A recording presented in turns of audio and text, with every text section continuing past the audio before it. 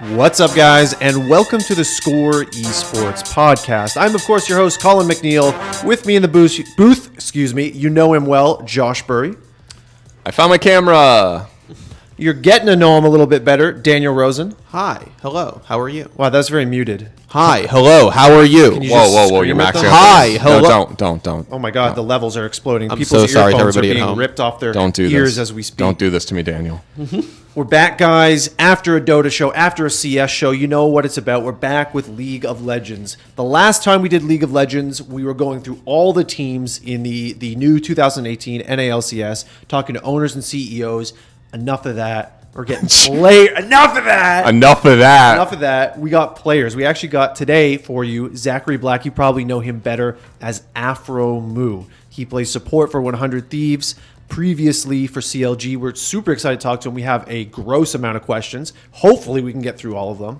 But before we do that, I do have to tell you the good word of the Score esportsbuilds.com.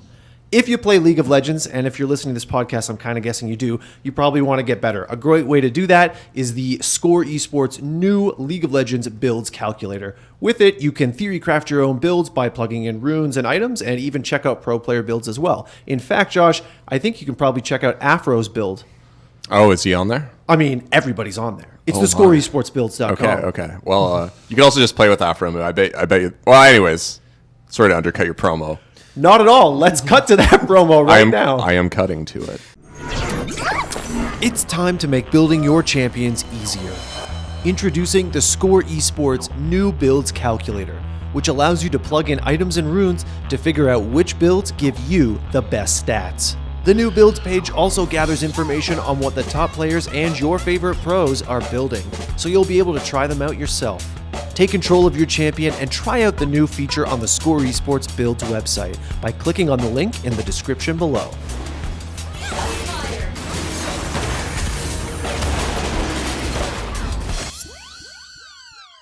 All right, welcome back, guys. That was the ScoreEsportsBuilds.com. Wow, wasn't that something? Let's get into the actual podcast with our boy aphromoo.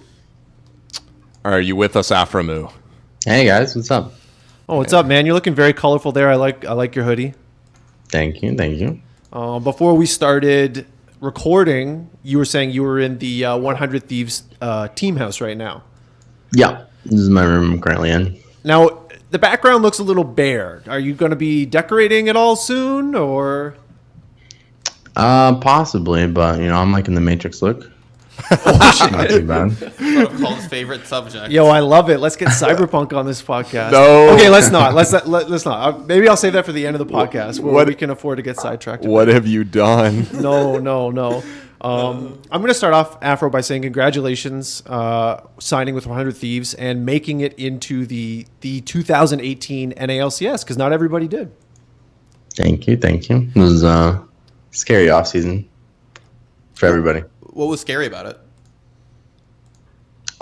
Just all the roster changes. Pretty sure every team changed their roster, so everyone was going everywhere. Some players didn't make it in, some did.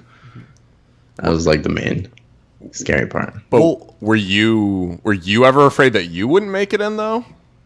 Oh no, not even close. Oh shit. That's what I wanted to hear. Well, that kind of brings up a subject like the off season. How exactly did you end up on 100 Thieves? Because you are sort of Mr. CLG at this point. You're almost tied to that team intrinsically, right?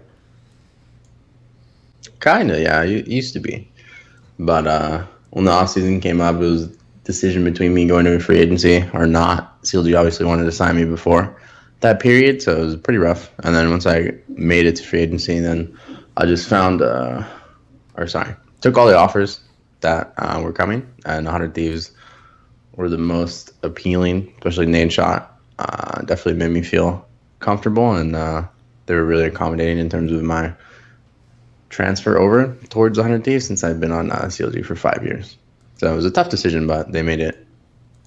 Well, that's exactly what I was thinking when you said that, because it sounds like you had to decide not between CLG and 100 Thieves so much, but between CLG and the possibility of going somewhere, anywhere else. After all that time on Counter Logic Gaming, why decide to field offers from other teams? I hadn't really done the whole free agency thing before, and franchising was coming up. So I wanted to. The only way for a player, to determine your net worth is by making it to the free agency period and seeing, what other teams offer for you. So most of the time in past years, didn't really make it to that period. I would always get signed before the free agency period, and I always thought, CLG would be my home.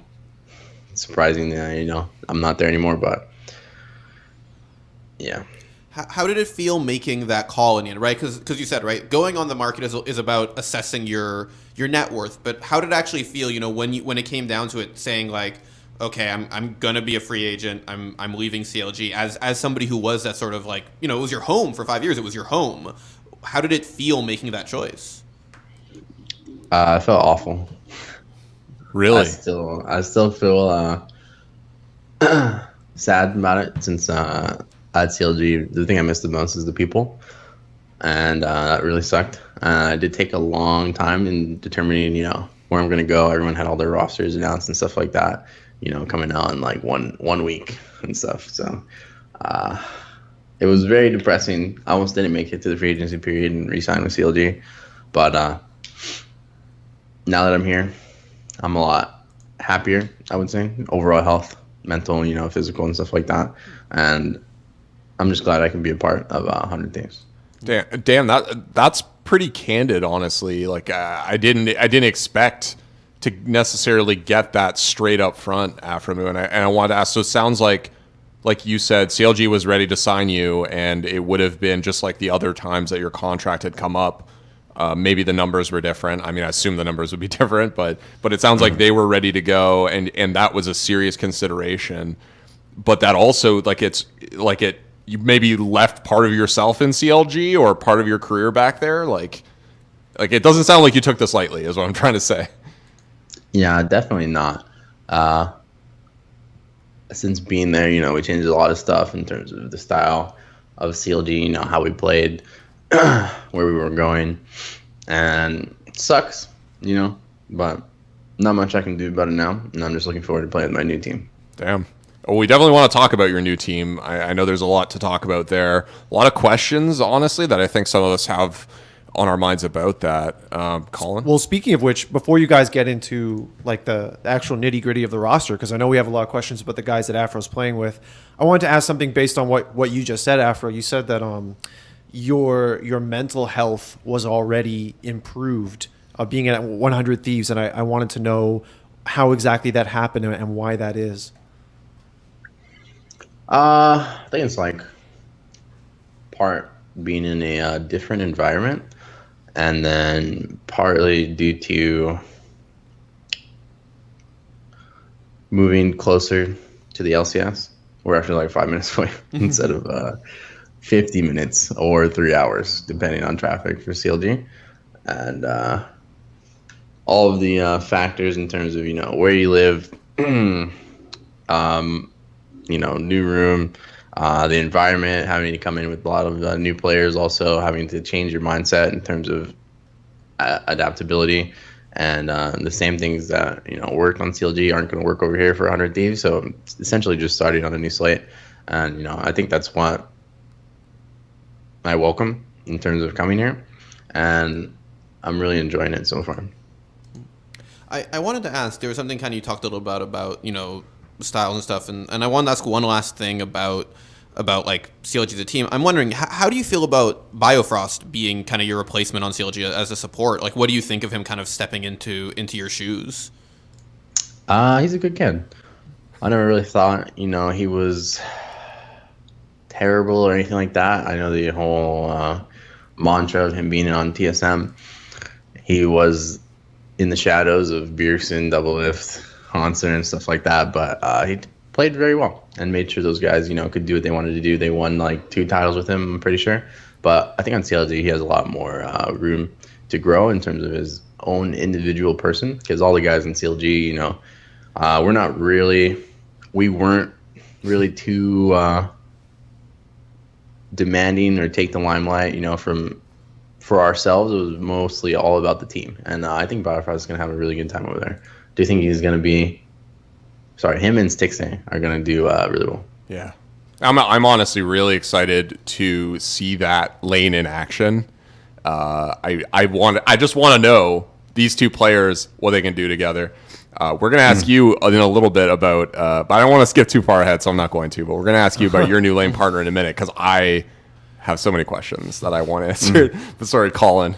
I was just gonna say I love how you put that afro. You're like yeah, he's a good kid. Because you're 25 if I'm not mistaken, right? Which in esports is you're kind of like you're getting on. You're a veteran. How do you see your role on 100 Thieves in terms of? Are you the? Well, I guess I should just straight out ask: are you the in-game leader? Are you shot calling? I think when you come to a new team, it's not something that you can just designate a role in terms of all of the players' personalities and styles and stuff like that. So coming into here, ideally, I like to be the in-game leader role type of thing, depending on our style and stuff like that. But first things first, you got to figure out how your team plays, what people like to do. Maybe with the recipe we have over here with our 5 players and coach, someone else is more suited to be the in-game leader, and I have no problem with that, being an information giver and focusing on my play. But I do think our team has a lot of facets, and I actually enjoy scrimming with my team a lot. It's been fun the past 2 weeks that we've been scrimming, and in-game leader-wise, I don't really focus on that too much. It's just a title, but it's all about how we're going to come together to win. And Media is actually really, really good. I think he got it from his time playing with High on C9, where he makes really good calls as well. So I'm enjoying all of my teammates doing really, really well. And sometimes I don't really have to call because they already know. So everyone's experience put into the product that we're going to put out for LCS is just insane. I'm actually kind of surprised to hear you say that, though, because when we were doing prep for this, we were sitting around a table, and pretty much everybody at the table was like, "There's no way aphromoo is not leading this team," right? Like we looked at him and we're like, "There's no way he isn't," right? But it sounds like you're saying that things are still up in the air, and it sounds like you're willing to do it if that's what the team wants, but that isn't like set in stone yet. Huh? I never think in-game leader is set in stone. It's usually just a product that happens based on your team you're on. And for me, I don't like just sitting around and waiting for something to happen. So I'll usually be the first one to talk about a problem and try and come up with a solution. So for my time on CLG, my whole 5 years, and the relegations we went through and stuff like that, it just so happened that I was the one that got molded into that role. So that's what I did. And here on 100 Thieves, I have a lot more time, to focus on my play. And I do think when you're an in-game leader, it takes away from your play quite a bit. And it's harder to focus on both. Like, insane. It's really hard. And I do get some leeway, I guess, because my teammates make really good calls as well. So I get to focus on my play a little bit more. Fair. You mentioned that all the guys on your current roster know what they're doing already, which sounds like is a big plus for the team. I think the newest guy on the roster is Cody Sun, who you're going to be presumably laning with, I think. Can you talk a little bit about his potential and his play? Yeah, sure.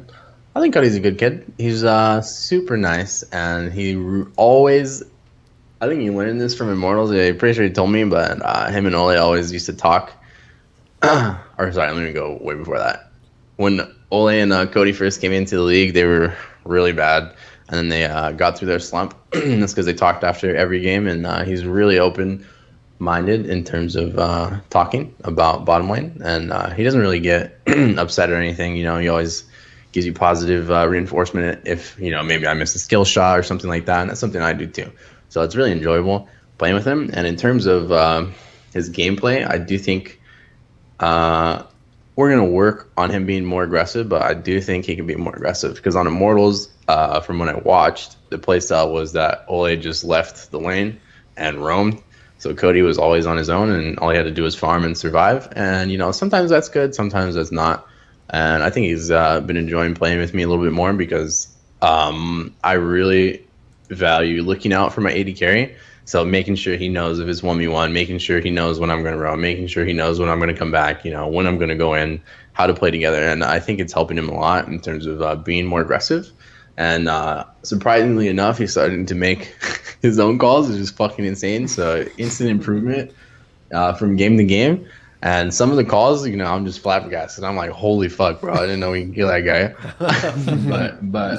but he kills him. So I know people usually you will flame him a lot for his flash of worlds and shit like that. But that type of play is what I welcome. And eventually, after getting a couple reps in of him playing super aggressive, which is what I like from my AD carries, and I make it as comfortable as I can for them to feel confident in order to do that.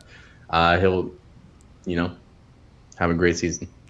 I am so happy to hear you say that because we've had this maybe it's just social media, maybe it's just Twitter or Reddit or whatever, but there's been this narrative that somehow Cody Sun is just he doesn't deserve to be there. Like he's the person that everybody hated on Immortals. Like, oh, Cody Sun.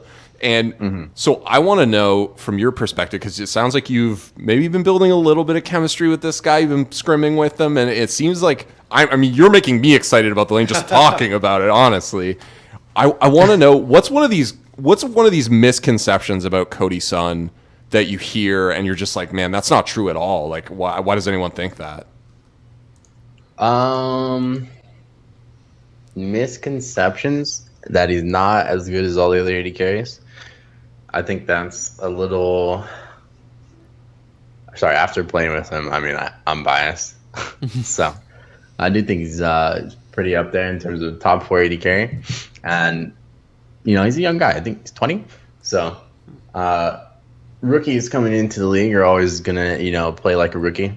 Can't expect him to play, like a veteran and have all that experience when he hasn't really got there yet and gotten the games under his belt that he needs professional game wise. Mm-hmm. But I'm confident in him, and I'm sure I can help him a lot in terms of giving him experience of what I've learned to help refine his play. And he's really open to listening, and so am I if he has anything for me if I need to improve. And most of the time he's really adamant about making sure everything goes as best as we can and talking about it and maybe changing the strategy to make it just a little bit better. So, and the kid's so funny, dude. Like I can't stop laughing at this guy. His mannerisms are insane. So unfortunately, hopefully soon we're gonna have some video content, but this guy is so funny, so I really enjoy playing with him. We've talked a lot about Cody Sun, obviously, because he's the guy you're sharing a lane with. But how do you feel about the rest of the team? It's actually really interesting because I think you've got a bunch of dudes who've been, guys who are mostly veterans who've been around for a while. Maybe Someday and Someday is only a year into NA, and so is Ryu. But these are Meteos, Someday, Ryu, yourself, been around for a while. Cody Sun, only about he is still kind of a rookie. How do you feel about this lineup? How have you been kind of working with them, getting to know each other kind of thing? I'm very confident. I think main thing I like to do in terms of team environment is helping the glue between all the players. I don't know if you know what I mean, but helping everyone be comfortable with each other, being able to talk to each other, and usually I'll try and, talk as much as I can with every player so that, everyone builds a bond. And playing with everybody, even though Cody Sun is funny, I mean, Ryu is so funny. I always low-key flame him sarcastically, and he just flips out.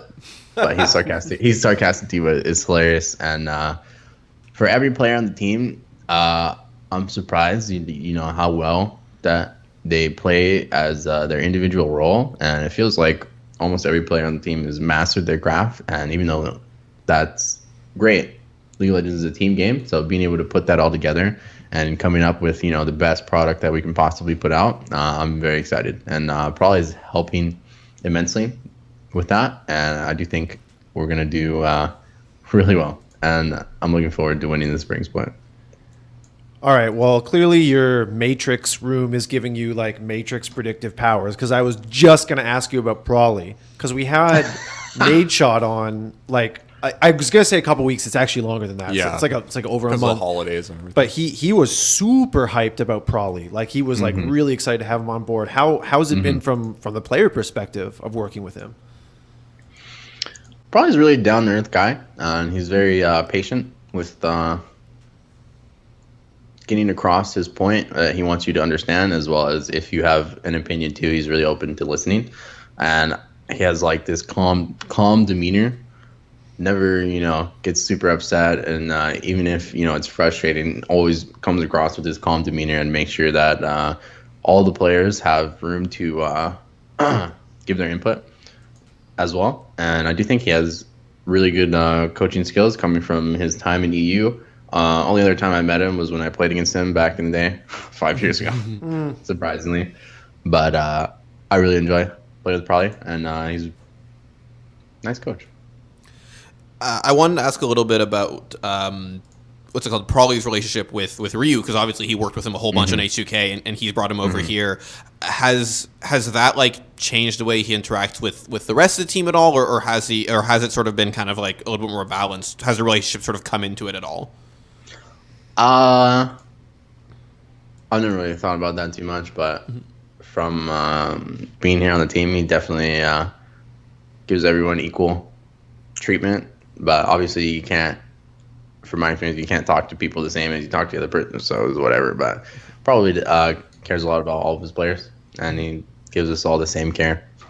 So That's good to hear. I want to ask a question about motivation, sort of like a bigger question, because you're going into a league that functionally does not have relegation. So there's not that like split to split fear of, oh shit, we need to, we don't want to play in that relegation tournament. We don't want to be there. So like, I guess my question is, what from a player's perspective keeps you guys like hungry, keeps you guys going for those wins if you're not threatened with getting kicked out of the league? I think being threatened of getting kicked out of the league is whatever. That's never really bothered me. What bothers me is losing. So I guess I'm biased in how I think about it, but I care a lot about making sure we smash the other team and not lose. And that's more important to me because, I want to win everything. And any player that is at or wants to get to the top has a similar feeling. Even though relegation is a part of it, that aspect just sucks. I mean, nobody looks forward to it, but nobody likes losing either. So if we get relegated, that sucks because you can't really, prove yourself again the next season due to maybe you went with the wrong strategy going into the season and, you just couldn't figure it out. And it happens with, most sports teams too, where, the year just sucks. And it's a part of learning and growing, but being able to get relegated is like, okay, you can't really learn from that. So now you got to go to a new team, start over. Hopefully the recipe is exactly how you want it so that you can win and not build anything up from the foundation that you built on the team that got relegated. So kind of sucks, but thankfully we're now in franchising from Riot, and so we really appreciate that from a player's perspective, and I'm looking forward to winning. For sure. Man, guys, I don't want to bring it back to Nate Shot again, but I can't help but draw parallels between Afro, how you are talking and how you are viewing being a competitive person, and how he was phrasing it as well. You guys seem sort of on the same page, that desire, like, oh, I don't give a shit, I just want to win. I just want to win. Losing sucks. So I feel like I can imagine Nadeshot like being at the center of like, all this data, all these computers being like aphromoo, like identify like 90% match 100 Thieves. You're just trying to make this cyberpunk. He said he's in the Matrix. He said his room is the Matrix. So what was the guy at the end of the Matrix? It was that bullshit reveal. The third movie, the Architect. No, it's at the end of the second movie. Is it the end of the second movie? Yeah. What was his name? Second movie, The yeah. Architect. The Architect. Yeah, the Architect. Yeah. So I feel like Nadeshot's the Architect and Aphromoo Neo. Okay, that's all. That's all I'm saying. Okay. Dan, I think you had a real question.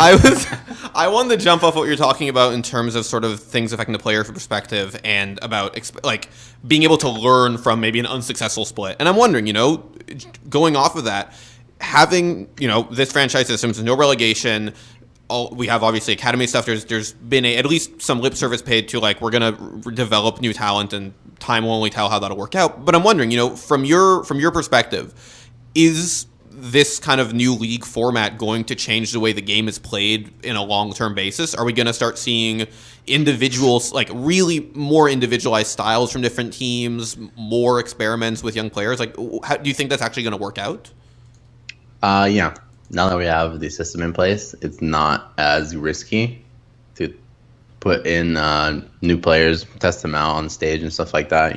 Every team is trying to find their recipe for success, and maybe it's not the 5 players that are playing right now, but now it is possible that relegations isn't a factor. You can put in new players and bring in new players to see if things are going to work out if your current 5 roster isn't. But from the old system, if you lost games, you have the threat of being relegated, so you can't really test out too many things, because at that point you're not giving enough time for it to build up into something. So now that we can do that, I suspect a lot more rookies are going to come in. This first year for franchising, I think there's only 4.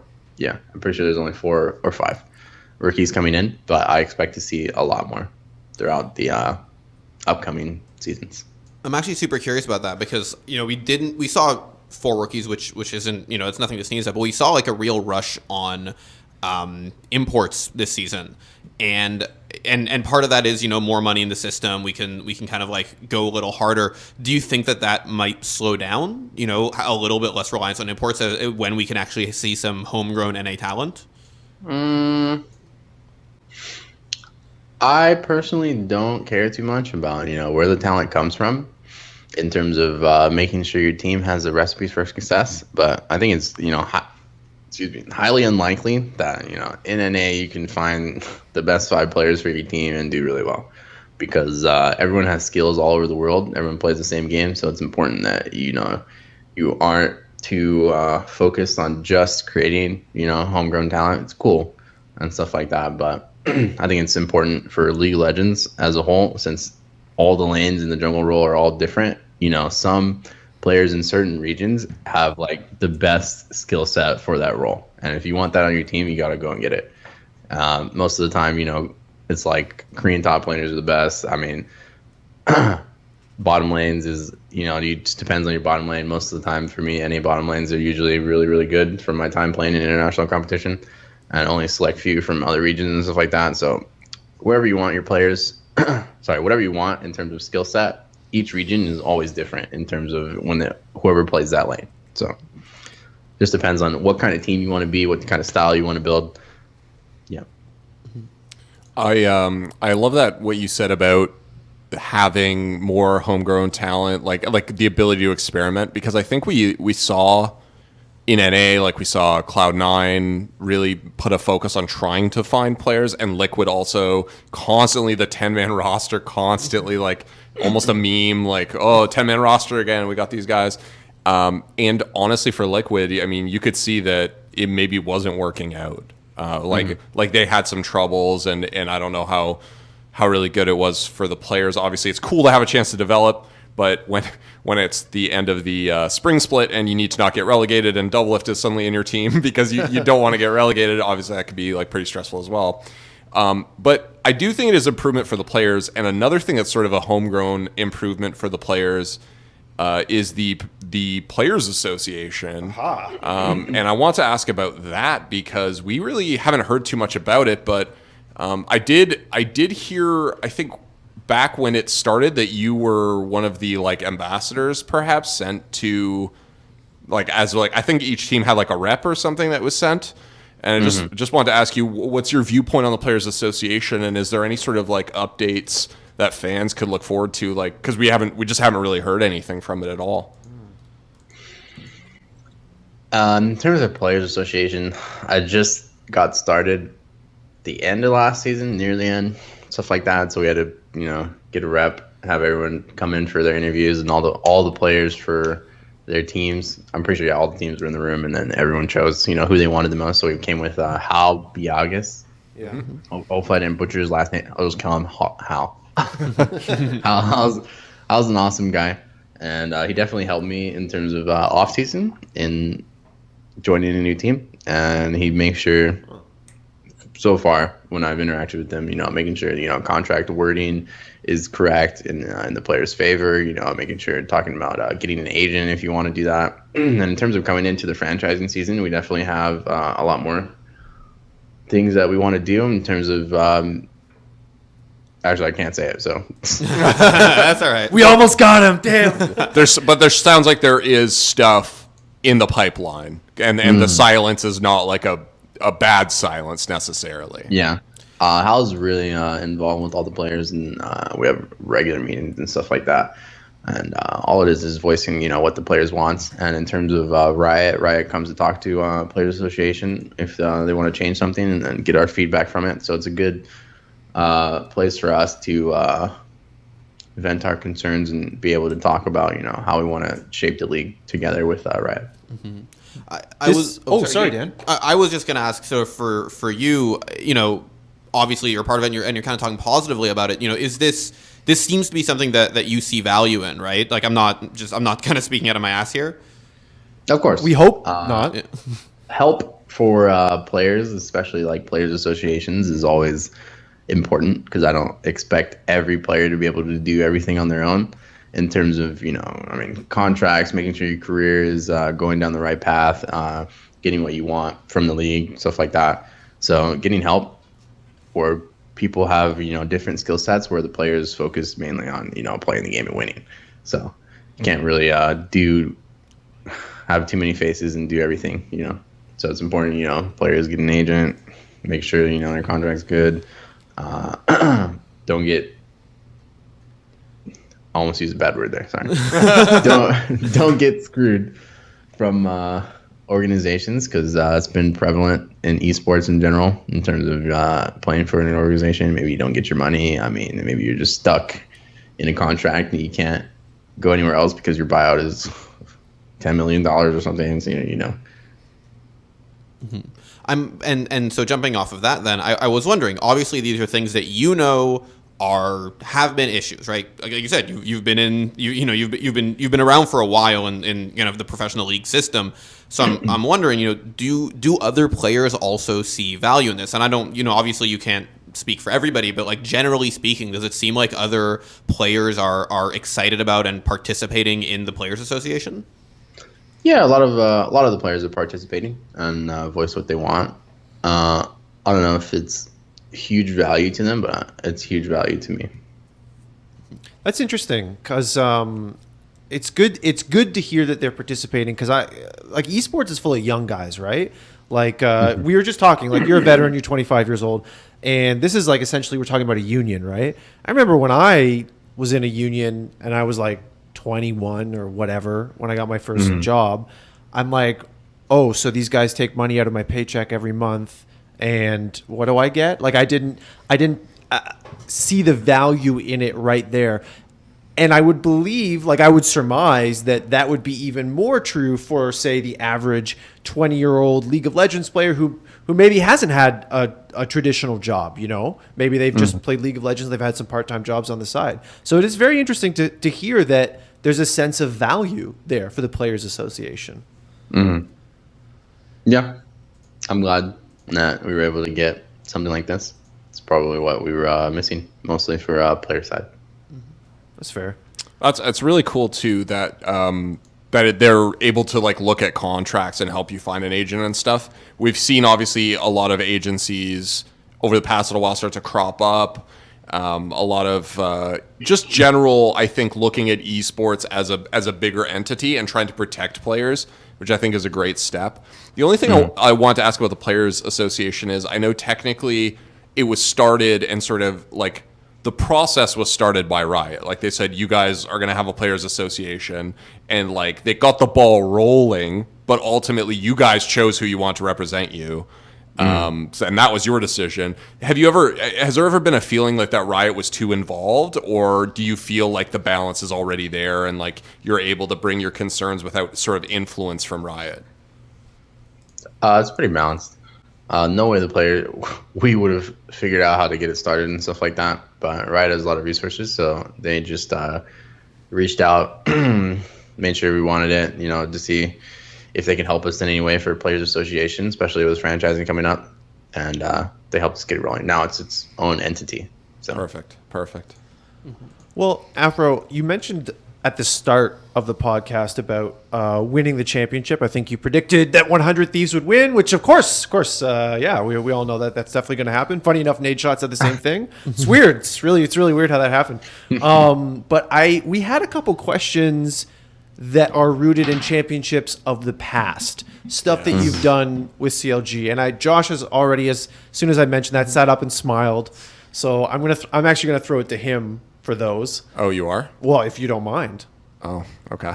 I was hoping that Dan would do it. I mean, I'll do it. Well, I'll do it. well, we're spoiler alert. We're working on some stuff that's sort of about, like we have a lot of we do a lot of stuff about sort of like historic moments stuff, and we wanted to ask you a little bit about the Summer Finals 2015 win, and obviously, like you said, you're kind of like looking for another championship now, but we were wondering if you could kind of potentially take us back to that moment and being on stage, because obviously part of winning is wanting that feeling of winning, and I was wondering what that felt like to you in that moment of actually having that championship in your hands. Maybe I'm weird, but when we won, I was just like, whatever. Yeah? Yeah. Even though it was a pretty rough season and stuff like that, we definitely put in a lot of hard work in terms of that split end of the season coming into playoffs, and CLG definitely brought in a lot of resources. So sports psychologists, we had performance coach in Chris, sports psychologist in Weldon.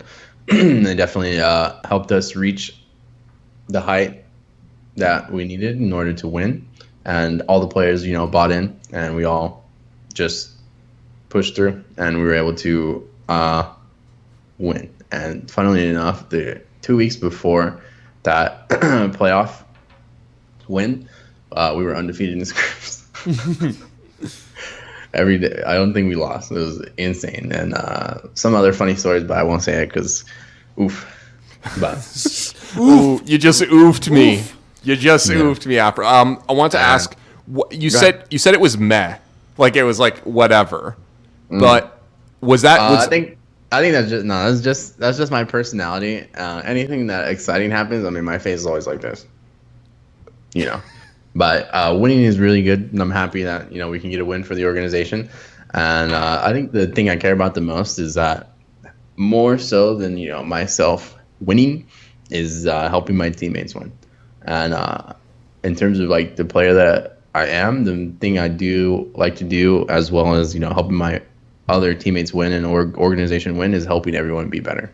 And that's what I focus on the most, is making sure that we do things as best we can and giving advice. So that's mainly what I do. So and coming up to winning Madison Square Garden, I did as much as I could and didn't really feel any regrets. And that is where my satisfaction comes in, more so than just winning. I feel like you're like a stoic dude. Like I feel like you got the win, but you're just like, was it like an on to the next thing? Like you were just like now we gotta go further, or was it really just a sense of satisfaction with what you had done?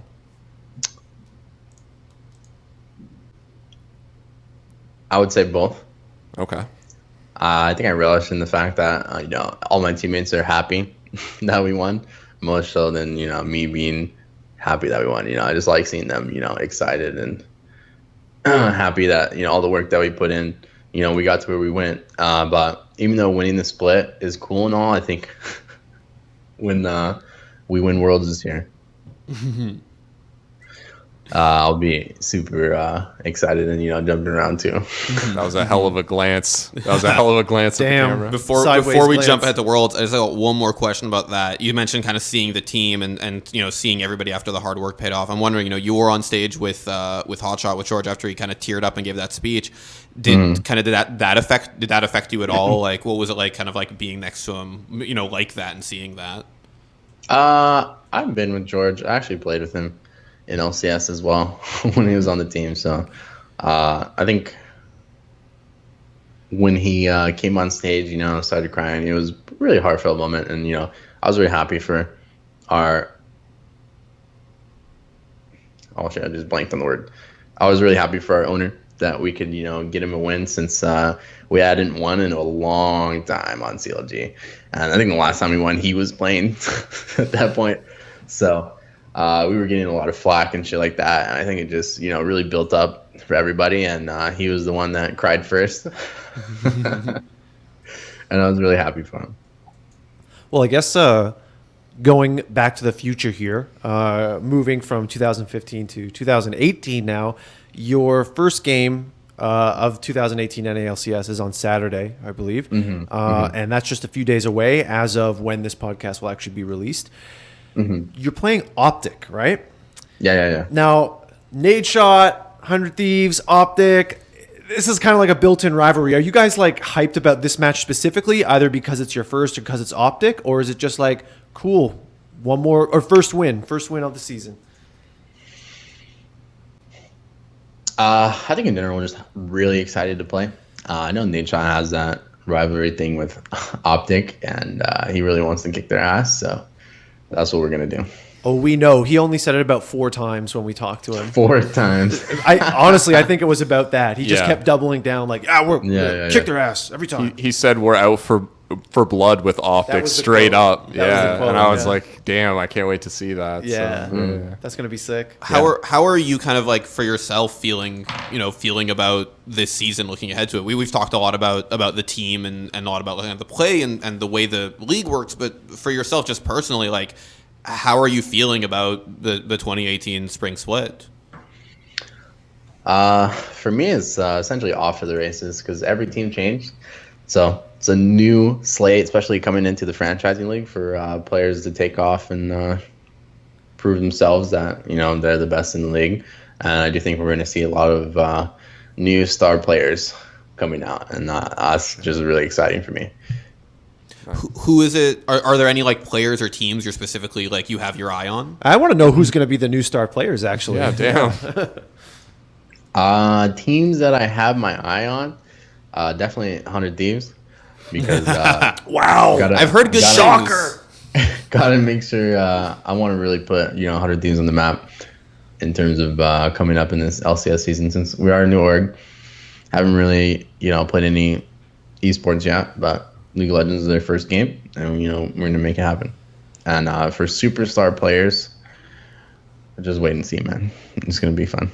Oh shit! It sounds like he knows something. I swear. I was like, damn, is it gonna be Licorice? Is it gonna be Licorice? But, everybody seems very split on Licorice, so I don't know. I guess we'll see. Oh, you red or the black licorice? It's indeterminate Licorice. Oh, okay. We don't know what flavor. He didn't We don't know state what what flavor kind he of is, licorice so- he is. We have no idea. So That's some bullshit. could be right any, there. really.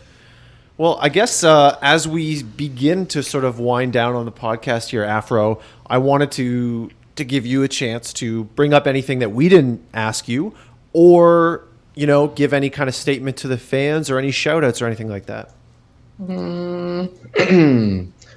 Well, honestly, not much to say other than I'm really excited for 100 days coming into the LCS. It's going to be really fun, and I'm going to enjoy working with all my teammates to be the best we can be, and help people, realize the fun that it is playing for this org, and how good all these players are. So it's going to be fun. Damn, well said. Well, we look forward to it too, and I think all 3 of us will be watching on Saturday. Yeah. So with that being said, Afro, thank you so much for making time. It's been a real pleasure speaking with you. Thanks, guys. Appreciate it. All right. Have a great day. You too, man. Hopefully we can have you on after you win Worlds. Yeah, for sure. I'll be here. Yes. All right, we'll take it. All right. Thanks so much and good luck. Take care, guys. Bye. Well, that was fun. Yeah, that was a good talk. There Yeah, was that was a a lot good of big goals, I think, for 100 Thieves between Nate, Sean, and Afro. I honestly can't help but compare them because I kept seeing similarities in the way I feel like they're kind of simpatico. I think they're both guys who are, they come from a player background. They're both, they're hungry to win, but they also kind of have kind of a leadership mentality, having been around the block a couple times. But they do it in different ways. Like Afro was just like, yep, we're gonna win Worlds. Yep, I won 2015. Whereas Nate Shot was like, oh yeah, we're gonna do this and we're gonna do that and we're gonna bloody them and so. Yeah, I was actually red Oni, blue Oni. It's cool. I had read a little bit of most of the Optic book for the Optic versus FaZe project that we have coming. Our secret project should be out pretty soon. Maybe by the time, who knows? Maybe by the time this podcast is. Who produced, can truly say? No one knows what anything. No one knows. But it was interesting because Nate Shot actually said that he would get kind of nervous on game days and he would have to go to the washroom a lot. Yeah. So he'd get like really jittery and like damn, like I got to get off this stage or whatever. And yeah, that seems like the exact opposite of Aphromoo's sort of demeanor, where he seems to be able to just sort of take things in stride and not do the jitterbug on stage. So I feel like he would be a good guy to have in your team house and have as a support. And when I say support, I actually don't mean the role he plays as a supportive in-game. human. Yeah, as a support human. Yeah. Because we said a couple times during the podcast, like a lot of these guys are really young. We've talked to some league guys on the show before, and some of them, I feel like could really benefit from having a guy who's kind of like a rock like that, who's confident, who he even described himself as the glue, right? The glue of the team. He's a support in and out of game, right? Love it. Gotta love it. Yeah, I'm really looking forward to seeing the bot lane duo as well, especially given his high appraisal of Cody Sun. Yeah, absolutely. I love that. I love that story. That's the best storyline, like potential realized. Where it's like everybody counts them out, and then here you go. I found what makes me so dangerous. So there's especially because we were talking about it beforehand, but there's a lot of good bot lanes in the NALCS this season, so it'll be interesting to see how they kind of pan out against some really stiff competition. Yeah, for sure. Well, we can only wait and see, but I can tell you guys this: hopefully won't be the last time we have Afro on, but it definitely won't be the last time we have another player from the NALCS on during this season. I think it's pretty safe to say that. Yeah, I have a feeling we'll have I think so. We're in talks. We're in talks. No promises. Maybe. Maybe. All right. With that being said, guys, this seems like a good time to wrap it up. theScore eSports podcast. That's what this has been. Now I'm talking in Yoda syntax. No, don't you The dare. theScore eSports podcast. This has been. Don't you dare do the Yoda voice. theScore eSports podcast. This has been. Enjoy it, you did? Okay. We're gonna get sued. That's it. George Lucas, you didn't see that. Disney, you didn't Frank see that. Oz, please. Please don't. Isn't Frank Oz dead? Pretty sure he's dead. I'm right? Googling it. All right, I'm pretty sure he's dead. I think his son. Keep son, doing the outro. I'll Google it. No, just creator of Yoda passed This is into terrible. the Force. Force No, Ghost. he's alive. He's alive. Okay. I fuck. mean, I saw My him. bad. My bad. I didn't want to be that guy, but like I saw him tweeting the other day. So I mean, who knows, right? He's 73, but he's alive as heck. Damn. I He has apologize. not yet become one with the Force. I apologize to Frank Oz. I truly do. And We've gotten deeply off topic. with that fake news about Frank Oz's death, I will sign off. For Josh Burry, for Daniel Rosen, this is Colin McNeil saying until next time on the theScore Esports podcast, GG.